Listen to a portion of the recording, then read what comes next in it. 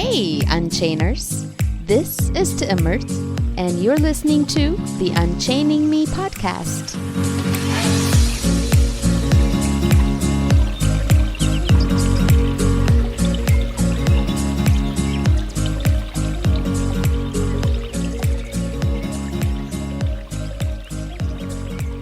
Hello, friends. Welcome to another episode of the Unchaining Me podcast.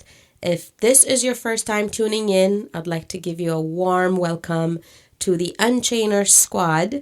If you are a returning listener, thank you for continuing to tune in and to support. Thank you for your time. Don't mind my congested voice. If you can tell, I'm not sure, but I am dealing with some kind of common cold flu situation here. 'Tis the season, so we're dealing with it. This is an exciting episode for me. This is where we're going to wrap up my time with Hanna Kassahun. If you have not tuned in to listen to part 1, please do. It's going to be worth your time. It's deep, authentic, liberating, enlightening, all the good things. And I know I was better for it. So please go ahead, catch up, and then come back and tune in to listen to part 2 where we wrap up our time. Hanna, thank you again for the time you've given us, all the parts of you that you've shared authentically, and you continue to share on your platforms everywhere. So thank you so much. You are one amazing, empowering 27-year-old I am proud to call a friend. So everyone, here is the final part in part 2 of my time with Hanna Kassahun. Enjoy. Have you ever questioned your purpose? I feel like I have an idea of how you take that whole concept of purpose with you on your journey now. In the past, was there a time that you questioned your purpose, and how did that uncertainty affect your journey, and what did you do with that question if that was the case? It's funny. It wasn't something that happened early on in life, which I feel like is more common. Around the time of college or graduating college is when people start asking those questions or seeking or like questioning their purpose. For me, it was quite recently, actually, that I was questioning my purpose. And it was mostly because I assumed that knowing your purpose was more seamless than it ended up being.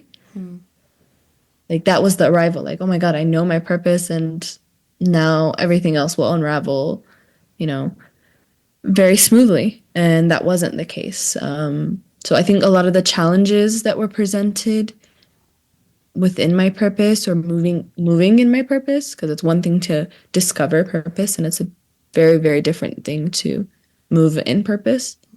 So the more challenges I think I experience, it made me question, am I doing the right thing? Is this even my purpose? There was a lot of pain.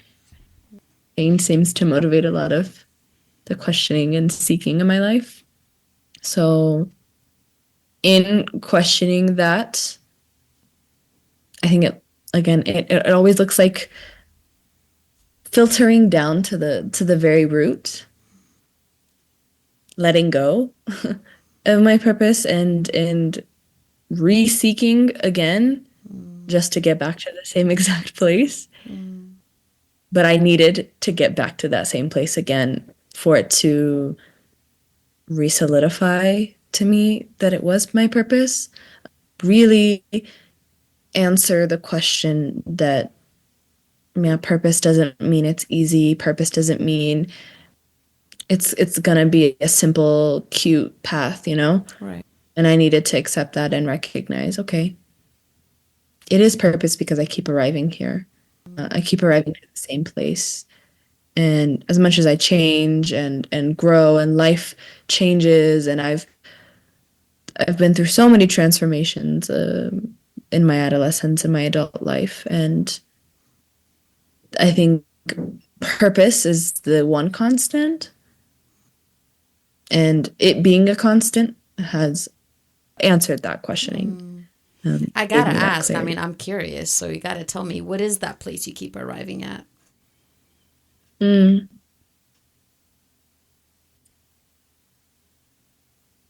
I don't think necessarily it's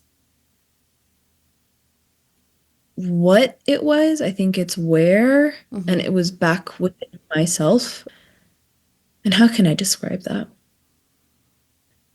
I don't know if you listen to Kendrick Lamar. I do not. Yeah.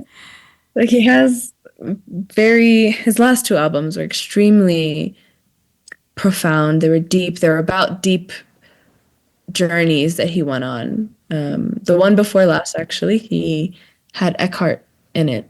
He was his psychologist. But Really? this, yeah, it was very, very I'm deep definitely going to album. listen now. I mean, Yeah. Eckhart and I go way back, okay? Same, same. So there's two Right. worlds colliding when I heard that. But he recently dropped an album, and one of the songs, it's called Gloria, and it's about him describing his relationship with his purpose, which is his rapping, his writing, his music career.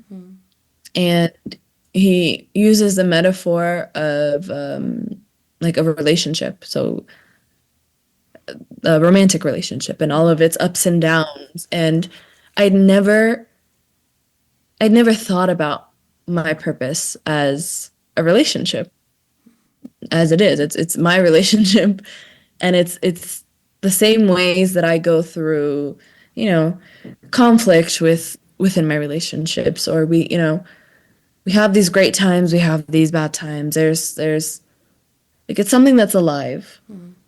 Uh, and so when he described it that way, it really clicked to me that, wow, my relationship with my purpose is something that I never even put words to. That it is relationship, and it's something that is dynamic and it's changing, and it is evolving and growing with me. So I think hearing that song, seeing it differently, helped me to reconcile with the doubting and the questioning of purpose. Um, and knowing deeper, I guess, discovering deeper levels of purpose, of self. Um, yeah, is part of that journey. Wow. I love how purpose for you and how you describe it is really understanding the self and what Hmm. it desires to experience in life on earth as a human being. Because I think a lot of us mistake purpose for career, Hmm. and we see it as a title, some suffixes next to our names or something we make money doing. It's grand. And it's also really different from a career. What Hmm. you do to earn money and support your life doesn't mean it has to be the same as what your overall purpose in life could be. Right? I Yeah. think we need to put a really big distinction between the two. For a lot of us, those two are just mushed together. Mm. And when you said these relationships are alive, and I'm picturing the relationship with yourself and also a relationship with other people, which I Mhm. mean, we're relational animals. That's what makes us different from everybody else in the animal kingdom. We seek purpose in our lives and we seek purpose in our relationships. And I had this glimpse of this image of what life looks like for all of us.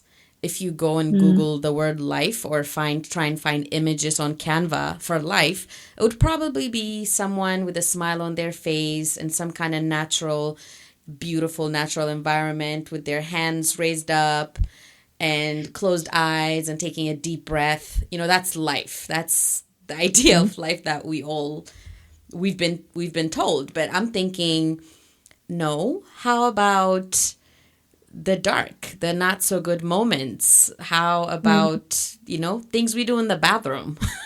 Not to mention names, right? That's part of life. It's the cycle, it's the aliveness of everything. Like you said earlier, has seasons, has cycles. Mm. has things that were termed uncomfortable and disgusting also in it, or there wouldn't be life, and Yeah. and also pain. So I can't think of a bigger purpose than really being present for all of that in life. And then Mm. for our relationships that are also alive, which means there are conflicts, there's pain, there's triggering one another, and even within ourselves. So I think you did that so beautifully. There's so Thank much you. to take away.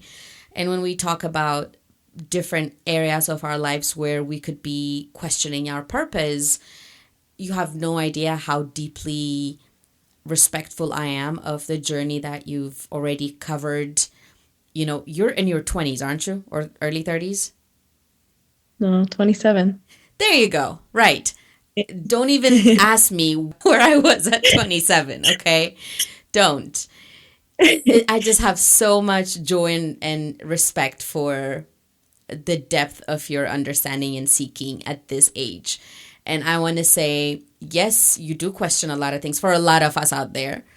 You question a lot of, your purpose and everything before college or right after college. But this continues throughout life. Like I'm telling you from 40 that I am still yet about to find a different purpose when my firstborn goes off to college, Yeah. because that part of my identity and my seeking and my path is going to come to a certain end, and something Yeah. different is going to come out of that, which is completely different than what I'm used to. So there's that repurposing of my gifts and values and time and love Mm. that's going to require, Yeah. while I still have toddlers and then all the other parts. And there are people who go through a lot of these purpose questions and the pain of finding something different than what they were accustomed to or found purpose in. So, what a great wisdom to have already embodied at this age. And I can't wait to be a witness to how you're going to apply that as you go through these life changes in the future, too. Thank you. Where do I even go from here? Like, I feel like we've gone so deep, but there's still so much that I want to ask. So let's do a little more concrete for some people, in a way that what they can do Hmm. to be more of a seeker in their lives. From where they are, what they can do to embody more of a seeking mentality and have the courage to seek more clarity and answers in their lives. So what are tools that you have utilized in your life, the ones that you found particularly helpful or powerful? That's obvious answer, I think, for you, but it's my writing. I think that's the one tool I've used from early teenage years to now. It's one thing that's not left me. And it's not necessarily writing poetry or something, that's meant to be consumed, but taking out what's in my mind and putting it on paper, putting my questions on paper, putting my doubts, my all that seeking, expressing it into words. One, it's helped me to be more comfortable with where I'm at, accepting where I'm at, because I understand where I'm at. And then it's allowed me to track my growth and my progress. Because a seeking journey is not a linear one. So there will be times where I'm asking the same questions that I was maybe asking a few years ago, or in a different phase of my life. So it helps me to keep track of those things. And I could go back, and sometimes I read things that I wrote in a different part of life, and it will inspire me presently. That's happened multiple times. And so it's a tracking tool. And I think it helps to, like I said, gain that acceptance for where you're at, because you'll be able to understand it when you put it into words, take it out of your head. And then also to be able to go back and maybe find some answers within yourself. So writing is definitely a big tool.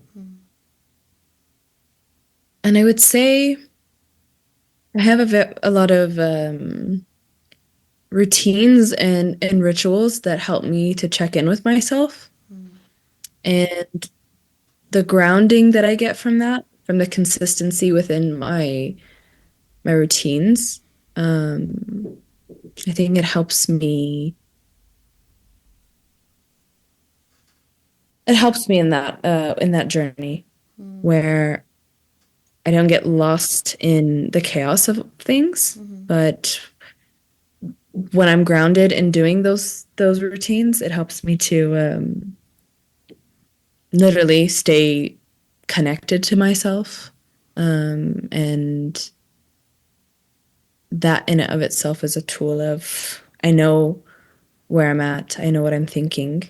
I can be more present in my body and with my mind, with myself in general.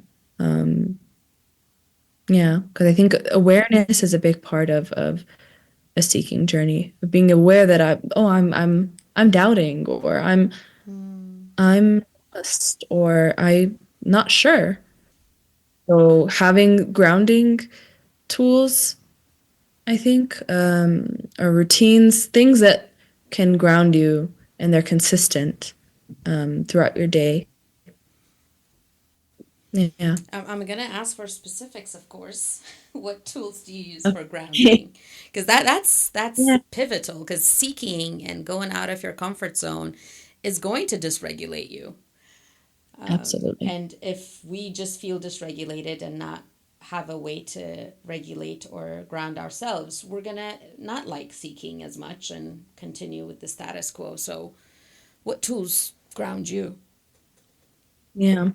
So today actually it was one of my days. I didn't leave the house, which having at least one day within my week where I don't leave the house, I'm not socializing. I'm really spending the day with myself.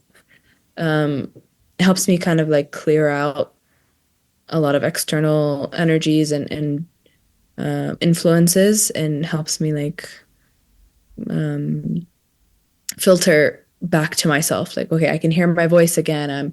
Um, I'm back in my own energy. So spending a day alone, um, or just at home, 'cause my dad was still here today. Um,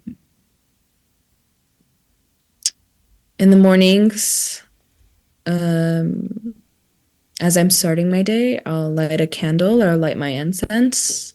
I'll put on a certain playlist. And I really romanticize my mornings so I can start off with joy and so my incense, my candles, my music. It's like me romanticizing my mornings. Um, Taking care of my body is another very big one. So I did a protective style today, took care of my hair. Um, the routine of it, like literally, touching my hair, going through it, brushing it, taking care of it. It's extremely grounding. It helps me stay on my body. Um, it's rewarding. Yeah, and those Uh, twists look amazing. Just saying. thank you. Yeah, the hair is hydrated. Yes, I'm happy about it. glistening. Thank you. Yeah, sometimes it's doing my stretches. That's a very great way to stay in my body. Um, Consuming art is actually a really great one for me. That's something that makes my soul come alive. And whenever I'm consuming art, it's someone else's voice, it's someone else's purpose, it's somebody else's you know, their essence. Story, yeah. But being able to take that in helps me find my own. And that's always very helpful. Um, to consume someone else's expression, to recognize what expression looks like. Um, yeah. Wow. couple of things. I've never heard art and consume consecutively, and it's blowing my mind because when you think of consume, you're thinking something short-lived, something probably not good for you, consumer, like you're probably buying things or emotional eating or something, just using it. But this, just the word art following that word really gives me a paradigm shift. Thing is, you are the first therapist who has not mentioned therapy as a tool Oh my for gosh. seeking. But what's going on here? Come on, fill me in. It's what? Listen, that definitely. I really came down to like the very, very basic practical things, like Right. day-to-day routine. Yeah. But oh my goodness, therapy, absolutely. That is a perfect way, um, a perfect space to seek, to have someone hold the space, a safe space to ask questions, to be guided through, because it is extremely scary. And sometimes I feel like a big abyss, like a black hole that you're going into, and you could get lost, and sometimes it feels like there's no end to it. So having a professional with tools to guide you and create that safe space can make a huge difference because then you can see there's another end. There's an end to this, there's light at the end of the tunnel. And even if there's not, there's somebody here to make it less scary, and to create safety within it. So even within my own life, and I know within your life, therapy has served as a huge, huge place for healing. And Absolutely.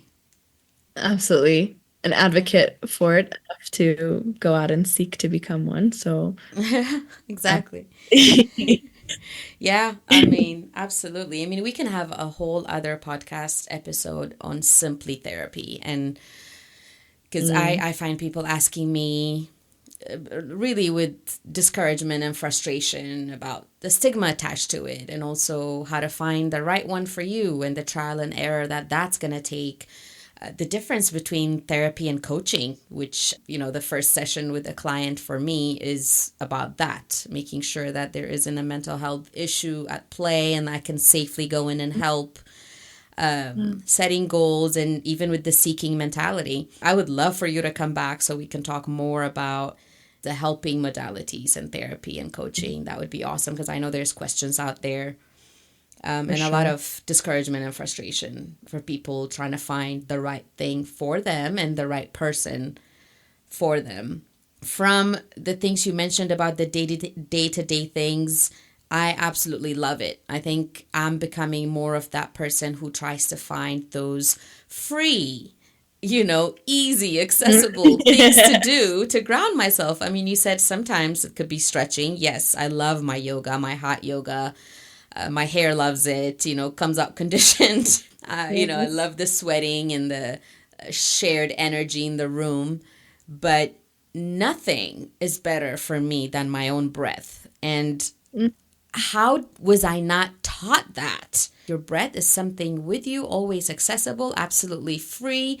And the most powerful tool you can use to regulate yourself, to come back to the present moment.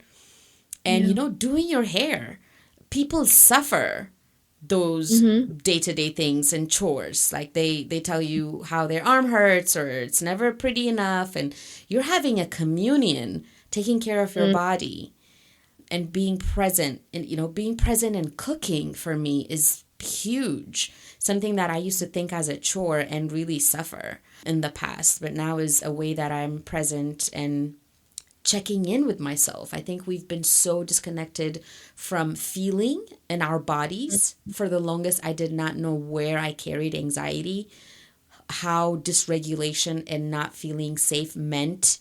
How did it feel in my body? Where was it? And when my therapist was asking me these questions, I'm like, what do you mean? Like, I feel it. And she's like, where in your body? I'm like, what do you mean?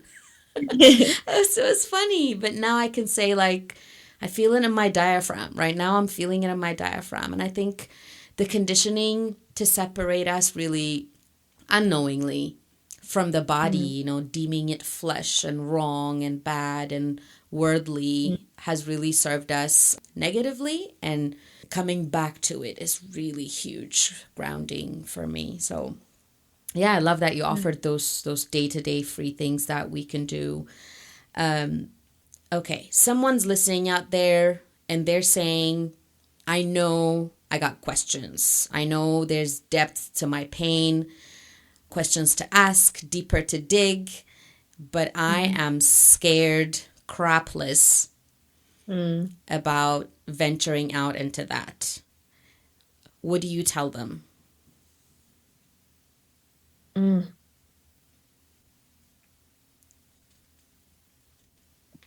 I've been asked this, and I think first, an acknowledgement of the fear, that it's valid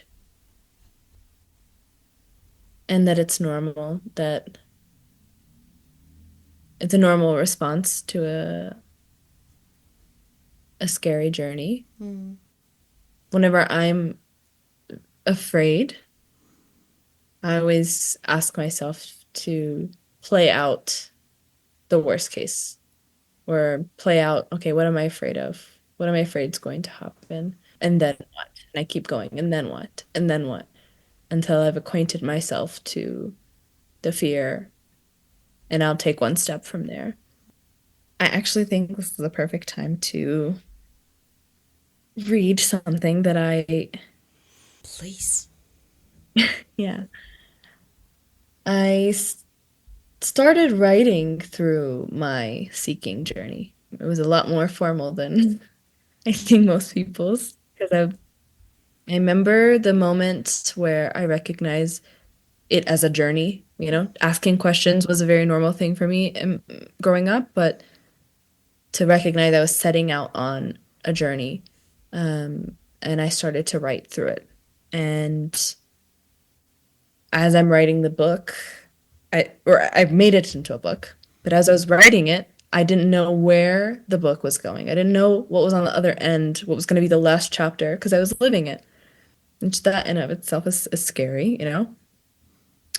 And it was very profound when I wrote in towards the end, towards the conclusion. Because in the beginning, I was very much rigid, afraid, carrying a lot of shame, and like I said, looking for a certain answer. And throughout the process, I became more open, more accepting, less rigid, more secure. And it wasn't because I discovered something huge, or I got to where I was looking for. It was just that in the seeking, I became a more confident person. I became a more comfortable person within the discomfort, within the not knowing. I think when I look back at the version of me that set out, what was worse for me than the fear of where I was heading was the pain of where I was at. And I had to make a choice of which one was worth feeling. Was it worth more to sit with the pain that I'm in and the misery that I'm in and where I'm at, or to tackle the fear of the unknown ahead of me? So I want to read a short snippet because I think it would kind of speak confidence to that fear. Because when you know where you're heading, or you get to see that, oh, there is something on the other end of that, I think it gives more confidence to move forward. Yeah. So it says, when you've grown so used to finding your answers and guidance outside of yourself, it's difficult to feel secure in your own decisions. I sometimes fear the judgment of those who don't value my way of life, but they don't know the cuts I've endured trying to force everyone else's way onto myself. Somewhere along the way, The judgment and disapproval stopped amounting to the freedom and joy I felt living for myself. So I embrace the joy I feel coming home to myself and the peace I feel spending time alone. I won't compromise that anymore for anyone or anything. The seeking is the place where I was created to live, where I'm back in alignment with who I was created to be. It's how I was meant to live, move, and breathe. Where I'm at peace with myself, where I embrace my soul and accept myself as perfect in all my imperfections, trusting that all my answers to my questions live within myself, within the body that I've rejected for so long. Along the journey, I searched for home within religion. I searched for it in my parents and family, in romantic love and friendship, and in the world, and all for it to lead me back to myself, the one place I'd feared to go back to. This journey isn't about finding the right answer. It isn't about what faith I choose. It's not about telling anyone how they should live or what they should do. It's all about the journey of discovering and becoming. And it doesn't really matter where you end up, as long as you have the courage to seek, to get up and find your answers, to trust your feet to carry you there. It's powerful to try, and it's even more powerful to partner with yourself along the way. What matters more than anything is the relationship you build with yourself. Nothing feels better than the hugging comfort of acceptance. Accepting the pain, the past, the wounds, the trauma, the grief, and most importantly, accepting yourself. That's it. Wow, I feel hugged and cuddled and seen by those words. It just screams okayness to me. And for most of us, that's the struggle, is to believe that we're going to be okay. And ideally, you will grow up knowing that you're going to be more than okay when you do venture out and become your own self, when you detach from those connections that you put all your eggs in that basket as a child with the people raising you, and the things that they've given you should matter and help you feel safe and secure.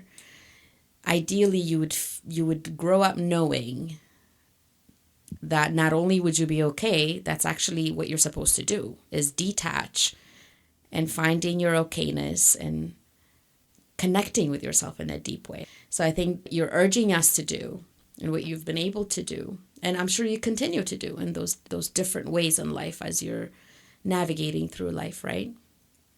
Is to first and foremost find your okayness in that discomfort. And surprise, surprise, there's actually joy there. There's actually purpose in that unfolding. So,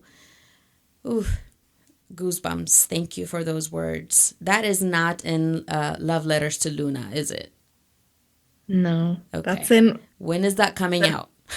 To be decided. To be decided. Okay. So It's to those of you who it's may not know, I'm sure I've mentioned it in the intro too. She has a beautiful poetry collection. It's right in front of me. Love Letters to Luna.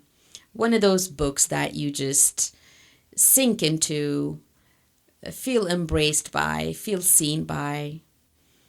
And whenever you want to romanticize your life or your mornings or your afternoons, those are the words to go for. And I can't wait for your second collection to come out. I can't wait for all your books and all your work. I'll be the consumer of your art. I'm going to go and download Kendrick Lamar's songs. Yes.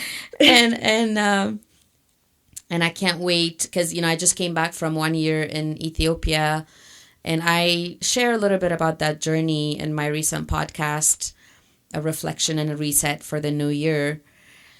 But I can't wait to see what it does for you and how it answers the questions, how you find the things that you're seeking, or maybe not find anything, but how the journey unfolds for you. Because it did unfold in some ways for me. I must admit, I did run away from some of the things that it brought up for me being there in Ethiopia for a whole year with my kids. yeah, that's something I'm still seeking and discovering within myself and my journey. So I'm so curious and looking forward to seeing yours. Any Thank you. closing thoughts for me, for our audience? What would you like to leave us with, Hanna? Well, I think I want to say thank you to you. I want to acknowledge the work that you do, not only in your own seeking, but the way that you invite others to seek alongside you, the ways that you do so out loud, and the power that that has, the way that it's important for people like me, you know, in a different generation, being able to look up and see someone who looks like me, who had a similar upbringing, culturally at least, be further in that journey. But to look up and see that is important for people like me, to feel like, okay, it looks this way, you know, because a lot of this is about paving a new path, and there's not always, I guess, context to look at, because you're breaking out of a lot of the boxes and pioneering a lot of this. So I want to say thank you and acknowledge the fact that you choosing to do so within your generation is so important and so needed and so powerful for the generation beneath you. And for so many people, even in the generation, you know, ahead.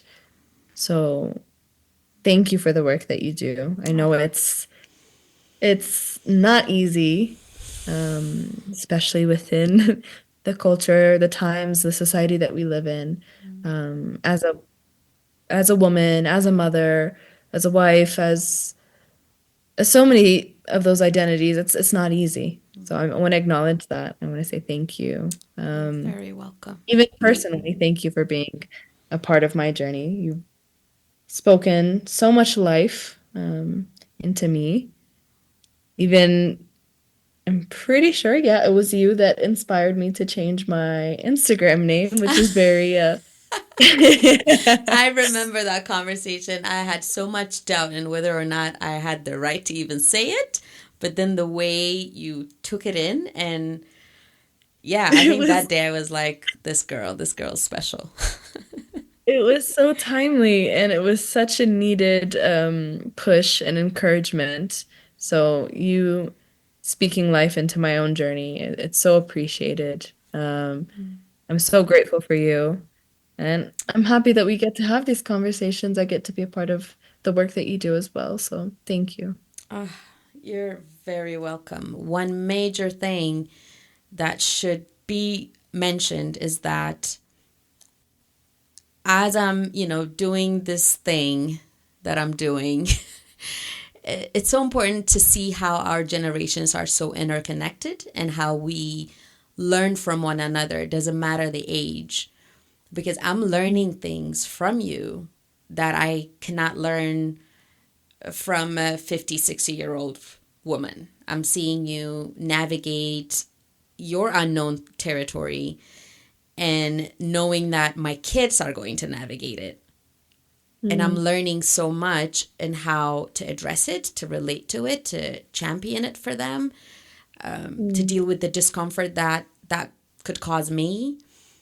That's huge. So it's this oneness that it makes me see. It's not about the age. It's not really about the experiences. Rather, it's about finding those nuggets and how other people live their lives and how those could apply to us. So I respect and cherish that as well. Thank you so much for saying yes. I would love to have you again. I'm sure the audience would love to have you again too. Can't wait for your books to come out, and just keep seeking. Absolutely.